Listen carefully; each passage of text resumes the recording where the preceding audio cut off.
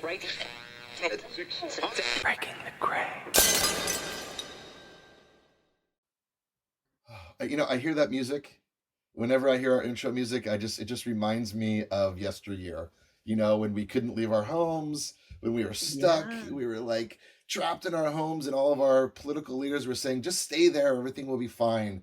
And now I've we lost your sound realized already, that Russ. 2 years later, it's not that fine. It wasn't that fine, but it is good to see you again, Sarah, and remembering those You early days disappeared, of our Russ. You podcast. disappeared for a while there. You Oh, totally did I? disappeared. Well, I'm back. Oh, So all right. Let's see. Hopefully, we is won't this lose work? you again. Is it working now? Am I here? Yes, you're there. You are Yeah. there. And I I also like imagine to you were remind saying. ourselves. Yeah, Yes, go well, on. it is nice to remember when technology worked, like when we actually could just simply use Zoom and everything was fine. Now we use a new technology, and I won't mention it because we've slammed it every time we've done a recording, um, and every single time we have a tech problem. But we plan for it now. Now it's all part of the plan. We just we It's prepare. all part of the fun. It's all part of the fun, Russ. So that's cool. It is. It's It it's is. nice to see you, Um, if only intermittently. You too. You too. You look fantastic and vibrant as usual. Looks like you've had your full red light for the day. I'm just getting my early gray glow here in Half Moon Bay. I am so excited today because you brought another guest, someone who I know I'm going to learn something new from. Who's here? What's going on? What is our fascinating new topic today? So today we have a very special guest, a very dear friend of mine, and I don't know whether to introduce you as Frank or Francis. No, just you stick to Frank and Sarah. Stick to Frank. But when I moved to the US, it's very formal. So even if you book a ticket for an airplane and it's Frank, they say, "Well, it's Francis here on your passport, sir. We cannot let you on the flight." So, living here, I've been more formal in using my official given name. Okay, that's cool. Well, he's Frank to us Brits, uh, and Yes. and uh, and Frank is an expert in something called pulse electromagnetic field therapy, which sounds a bit of a mouthful, uh, but it is very fascinating. And I want to just dive straight in, Frank, because you and I have been talking about this stuff for a very long time. So maybe you can just give a little bit of that background. Yeah, we can make it a little bit shorter by leaving the expert out. Kind of a you can call me either a dummy user who came to fascinating discoveries. Well, what's interesting, Frank, though, I will say this, and I think this is what I've learned the most is that every single person we've talked to, unless they studied in their doctors like Dr. Joe, like, bucks all the trends. But I think everyone started out with something in their life where they weren't an expert in this and they all just dove into it and became an expert over time. And that's why we're doing this podcast, because we know there are a bunch of people out there that want to learn more. And so I appreciate that so much. All right, I'll stop talking now. Go ahead.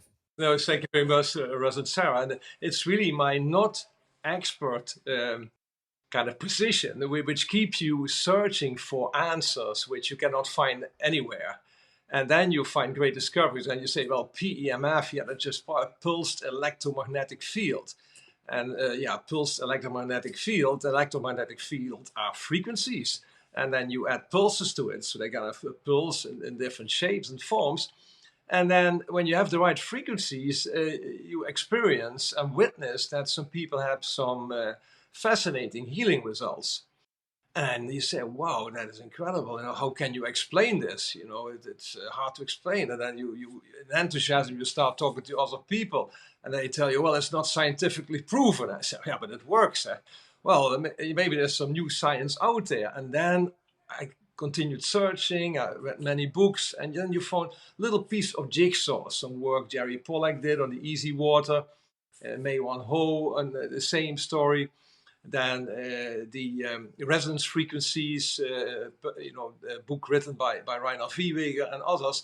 And then you kind of get all these jigsaws on the table, and you try to put them together to something which in my simple mind made sense to me. And then I'm then get passionate telling others about it, and I hope it makes sense to them. If it doesn't, we can continue to search. It's a fascinating journey. But the main thing is that, I had too many cases where people were suffering from chronic issue, and just by using the device I developed on the basis of pulse electromagnetic field, which was not my invention, had tremendous results. And that keeps you going. I spent a lot of money on 2 patents and producing it, and the business could still do better. But just the fact that it works for so many people keeps you going. Yeah, and I think the interesting thing is the way that we met was because you have an engineering background, Frank. I mean, that was your area of expertise, and you'd spent a long time in that industry, and so you have an understanding of physics. And so when we started talking, or when we started working together in the kind of health field, you were coming at it from that very unique point of view, in that you could bring that physics understanding. Because I think, what you're saying is we need some new science. A lot of those scientists you mentioned are biophysicists. They're kind of introducing physics into biology, which is actually a relatively new thing. So coming from that background, I know that your background was even like semiconductors, something very, not associated with health. Be interesting to hear how you kind of integrate that knowledge into your new knowledge of health and biology. Yeah, yeah. Well, when I started thinking about what could be the possible systems on which this frequency healing, and then you can extend it, whether it's sound healing or biophotons with red light, it's all frequency healing, all these modalities. And I said, well, how could that be possibly explained? And like I said, my career was in the making of semiconductors. That means the chips which go into every device we use in our modern life, like the iPhones and the computers and anything. And that's still a development going on and on and on.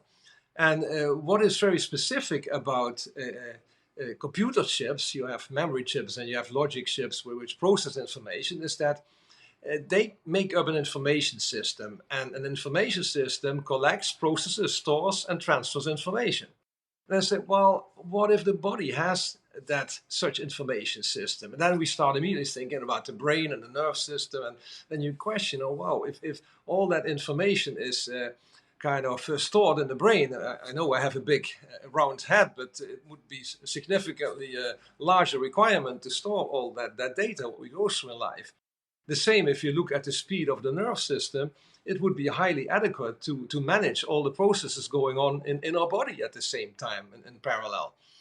And then, I started to think, what else could there be? And then, knowing that we are more than 70% water, and reading the work from Jerry Pollack, that water is very structured and it takes on a crystalline form, not in the ice form, but in a liquid jelly form. I came up that this information system, I would call it the liquid crystal behavior of the human body. Yeah. And that's kind of like you say, that's kind of what Mei Wan Ho was proposing, is that it's, and also James Oshman with the living matrix. But maybe you can explain, I mean, how is the water the information system? I mean, how does it actually transmit information? Because, I mean, I think most people think of water like they have in their bathtub, water's water, but you're saying it's not. It is actually interesting. Before I answer the question, let me tell you, I took a far leap, and I introduced Jerry Pollack to some people at Google, which are now looking at new data centers, to store information. It's all about giga information, or more than giga. So I wrote an introduction to that, so that's on a side note. But to come back to it, it's the water molecules start to arrange themselves in a crystalline form. In a liquid crystalline form. And that is while the hydrophilic surfaces in our body, which is the majority of our tissue, including the collagen system in our fascia, is highly hydrophilic.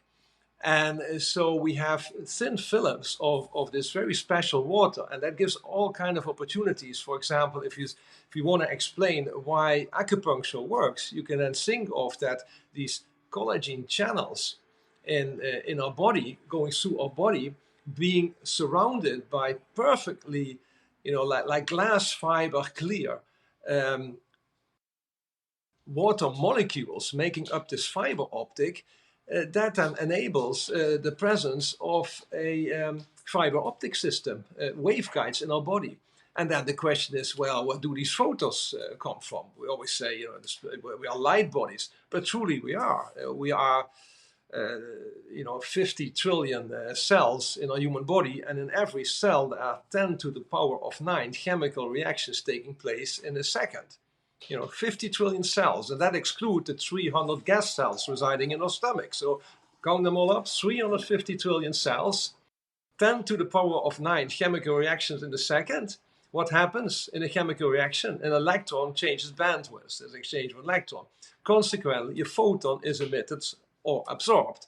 So there's a lot of huge light show going on in everybody's body, in every biological system, which you all may one who called it in our book, The Rainbow and the Worm. So there is a true rainbow in our body. Now, how can this light find its way? Well, first we have the microtubuli in the cells. They also are very hydrophilic. So imagine the surrounding of a perfect glass clear transmitting system in the cell, bringing it to the outer part of the cell, also surrounded, every cell membrane surrounded by crystal clear structured water molecules, and then going it into the meridians. So there you have a complete fiber optic system in your body, which is much faster than your nerve system. So why would we exclude the latest and greatest we know in today's technology that doesn't exist in our human body? Let's break that down a little bit, because I think there's a ton of stuff there, Frank. First of all, like the water piece, maybe you mentioned Jerry Pollock there. Maybe you can talk just a little bit about that, because I think a lot of people won't have heard that. I mean, I know a lot of people will have read his book, The Fourth Phase of Water, but what is he saying there? Yeah, Jerry's work is based on a specific behavior of the water molecules, and that behavior is based on hydrophilic behavior of surfaces. And now people may struggle, what is hydrophilic? What is a hydrophilic substance? Let me give the example of the chia seed. I think most people know chia seed, you pour water on it and it becomes a jelly. And I always thought, okay, I make this pudding, things are diffusing out of the chia seed, like proteins, I know what, but that's not the case. There may be some diffusion, but the real thing is the chia seeds are so hydrophilic, water-loving, that the water molecule starts to arrange themselves around the chia seed in this special crystalline structure, the easy water. And easy stands for exclusion zone, because it's slightly negatively charged, and consequently the negative charge starts to exclude anything charged positively. So he thought of the name exclusion zone. So that is, and then we can say the hydrophilic surfaces are the catalyst. Now, where does the energy come from? That is from infrared, or you say the surrounding, as long as the temperature is above 0 Kelvin, there's always infrared energy present in our environment, and it becomes active again at 2.4 Kelvin. And 0 is really very, very cold. Nothing moves anymore. It's everything is dead, you can say, by that temperature. So it's a combination really of the water and the light, which of course you're singing my tune, Frank. It's the hydrophilic catalyst, and then the energy of making molecules move, which is infrared. So it's light, ambient temperature, and then the water molecules start to align themselves in this hexagonal structure, sharing hydrogen bonds with the oxygen. And then the beauty is that every oxygen can take 5 states. And you think about a computer chip, in an active area, you only have 2 possibilities. You have 0 or 1. It's on or off. If you would implement that system in technology, you had 5 different states. You would have a -2, a -1, a 0, a +1, and a +2 state of the oxygen.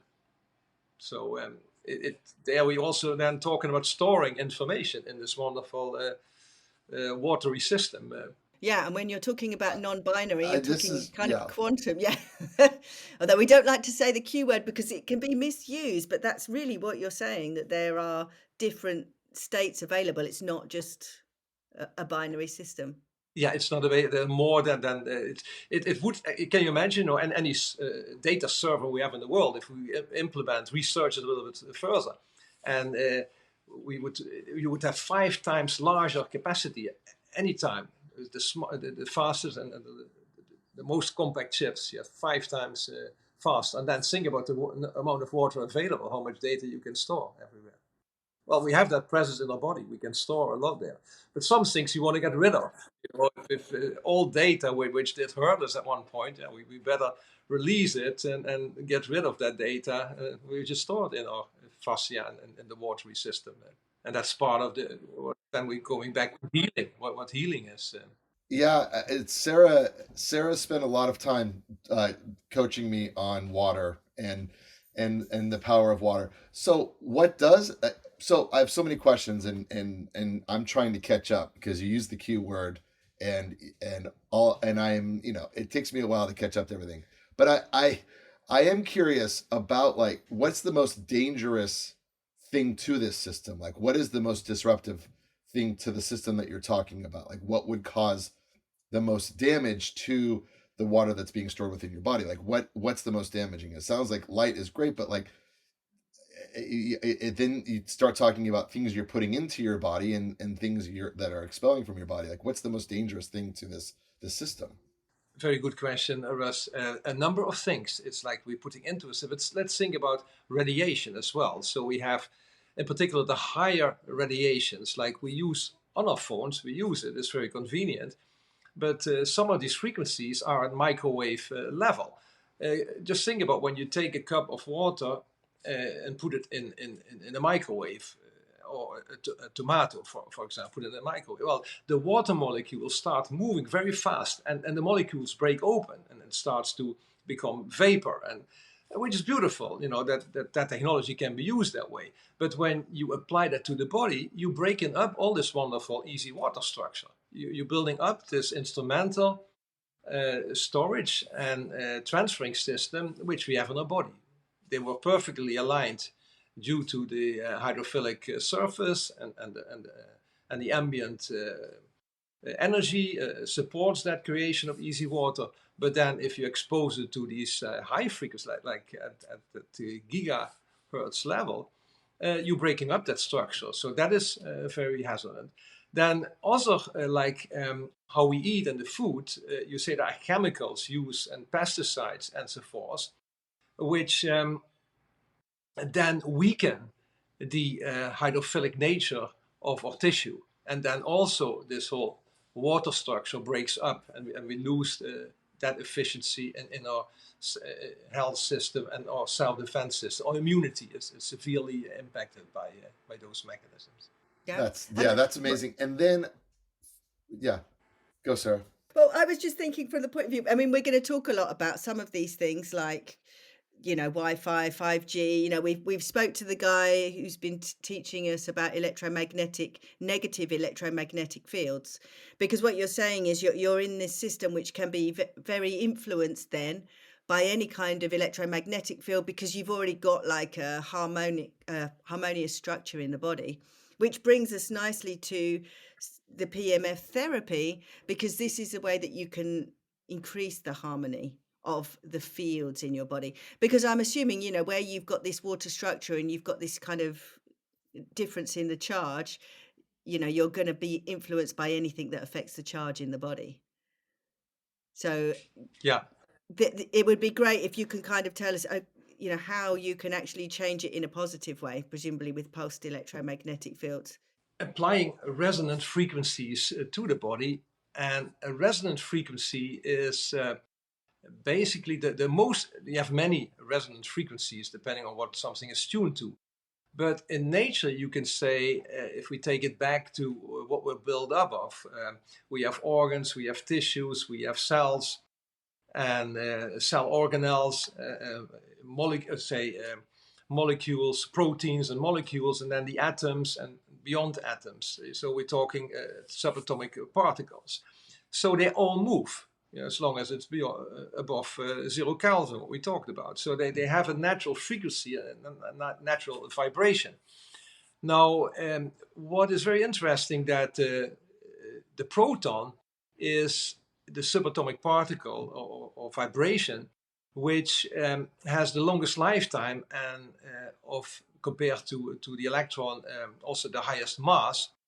And if you take that vibration of the proton at about 2.4 Kelvin, you could call that the proton behaves like the metronome for the whole universe. Everything which is built up out of then becoming matter, subatomic particle becoming matter, has that resonance in the background. And then you start adding components to it. If you keep in that kind of frequency, resonance frequency, the structures in nature can operate in the most efficient way because it's all tuned to the fundamental building block. And that's basically magic. Well, it's not magic. It's magic becomes science then, really. That's Okay, so we have and we have then an yeah. I was just going to summarize what you said. We have an underlying frequency, is what you're saying, and everything else that's in harmony with that or in resonance with that builds on that underlying frequency. So what we're yes, trying to do is constantly keep in either that bass harmony or some kind of resonant frequency that matches that. And when we come out of that, if we're chucked out of it from too much Wi-Fi or terrible food or whatever we're doing, that's when you get a mismatch. It took me a while to get my head around it because from a biology point of view, it's difficult to understand. And I used to work in a lab where I had to use a centrifuge. And I finally got it. Sometimes if your centrifuge isn't, if it's unbalanced, it kind of almost flies off the desk because, or a tumble dryer, washing machine or whatever, you're not hitting that frequency. But once you hit a resonant frequency with something, everything goes smooth and everything is more efficient. So it yeah, makes perfect sense that that nature would have an underlying frequency and then everything would match to that. It's like music. A great analogy is music. If you have a bass note and then you have harmonics of that, it's a nice sound. But as soon as you start to get disharmony in the system with music, you can tell because it sounds horrible. With the body, it's a similar process, presumably. yeah. So if the body has also the wonderful the capability of self-tuning. So when you expose these resonance frequencies to the body, even one which is perfectly in tune with this resonance frequency of the proton resonance based frequency, then the self-tuning and healing capability of the body is significant. And that's also why like a sound bath or using Hmm. light therapy is so efficient. You don't need to go through all the different frequencies to make a bigger impact on the whole, the sum of the whole.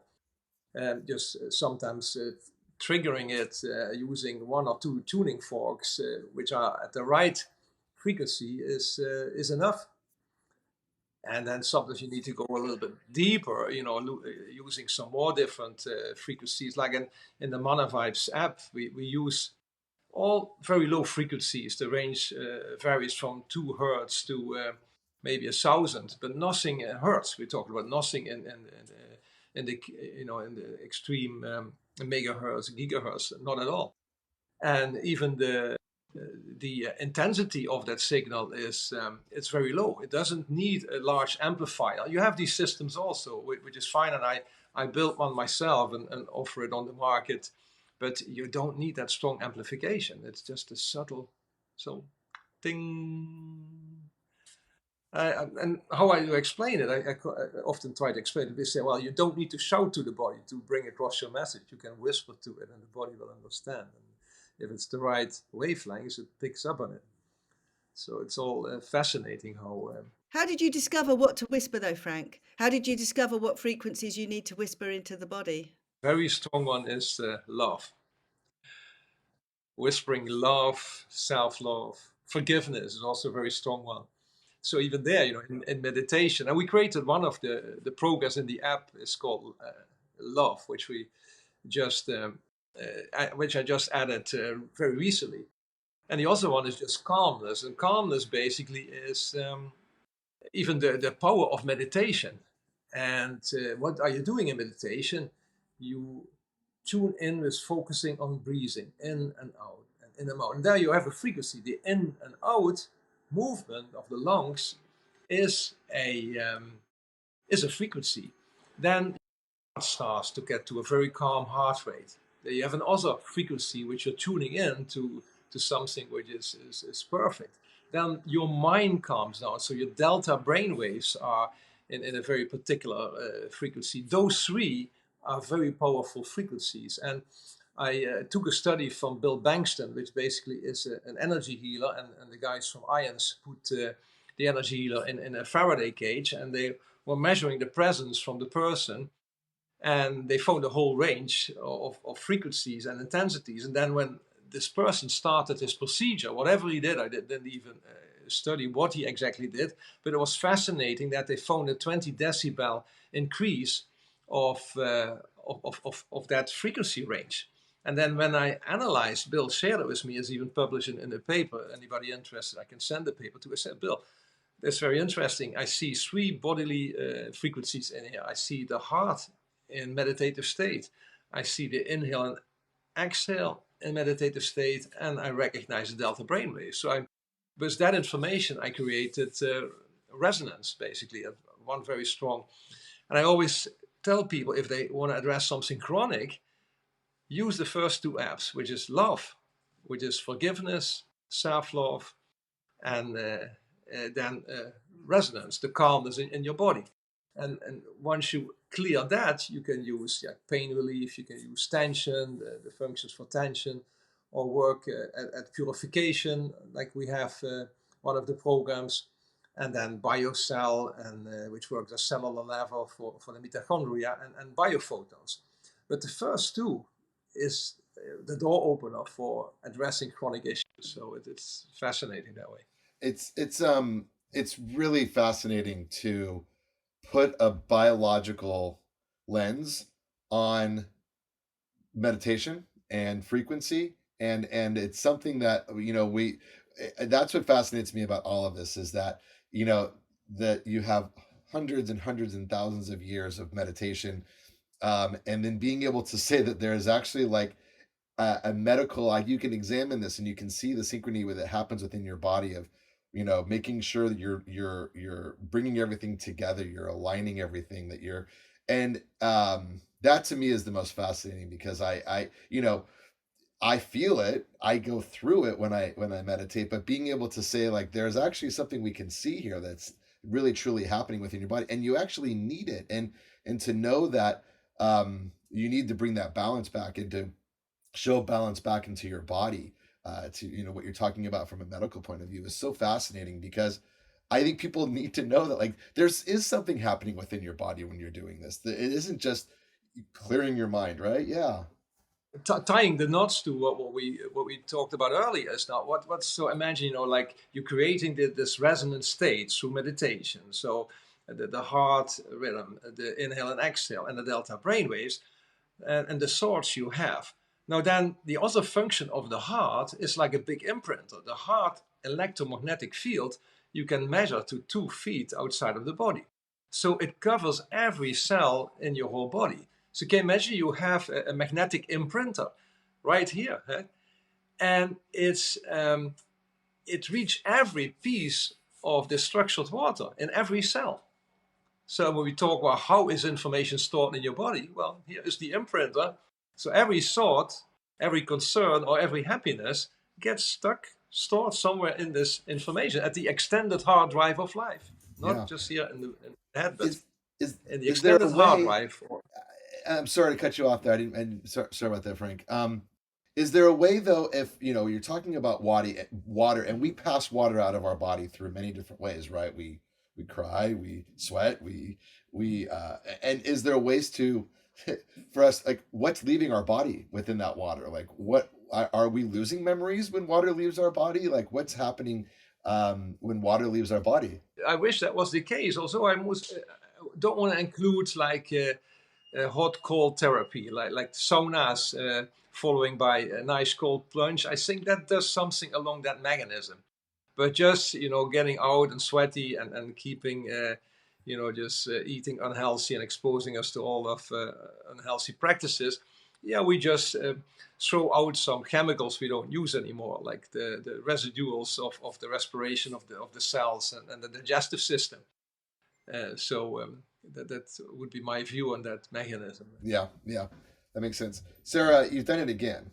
You've blown my mind, and I it's fascinating. I thank you, Frank, for blowing my mind. I appreciate it. But Sarah, again, I don't know how you do this. You always have incredible friends. Well, yes, someone who knows the resonant frequency of love, that's pretty special, eh? Yeah. For sure. Yeah. I mean, so tell us, Frank, as a final comment, like, show us your device and how it works, because I think that that's an important thing to see, because I know, we're talking about big concepts, but actually to implement this therapy, it's very easy. Yeah, actually, it's what you need is you need a frequency generator, and there are systems out there which design them and start building it. And you and I worked on developing some of that in our previous career. But then my thought was, look, everybody's carrying a cell phone with them, or a smartphone. What if we can use what is accessible in the smartphone to start creating these frequencies for us? Then the next thing challenge is, for, well, once we are able to generate them, how can we emit them? And since there was nothing, well, there are things within the phone, but as an app developer, we don't have access to them. We don't have access to the firmware of certain coils in the smartwatch or and other things. So then I came up with, let me see if I can show it in the camera. And it is a gemstone, but I'm not going to talk about crystals here and the beauty of crystals, which we can do another session on. But what's actually inside of the gemstone is a piece of electronics. And here you see the jack plug, which connects it to a cable, and then that cable hooks up with your cell phone. We made a connection with the with the cell phone, and then the app generates the frequencies. It sends it to a coil. It's a miniature made coil. It's made in England. It's not. It needs to be very high quality air-wound coil, and a couple of electronics components in it, which can then deal with the electromagnetic, with the electron signal coming from the phone and feeding from the app into the coil, and then creating the emission.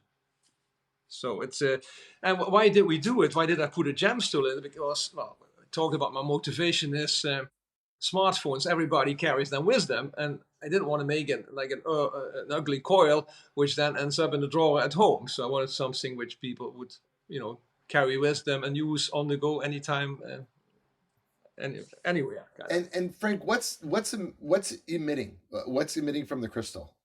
It's a changing electromagnetic field. So like if you go back to the magnets you used in high school, and you put it on a plate, and then you put iron, you see this field, the iron, little iron particles, they make very visible the electromagnetic field, which go like like this shape. And that's what, through the coil, such same field is created then.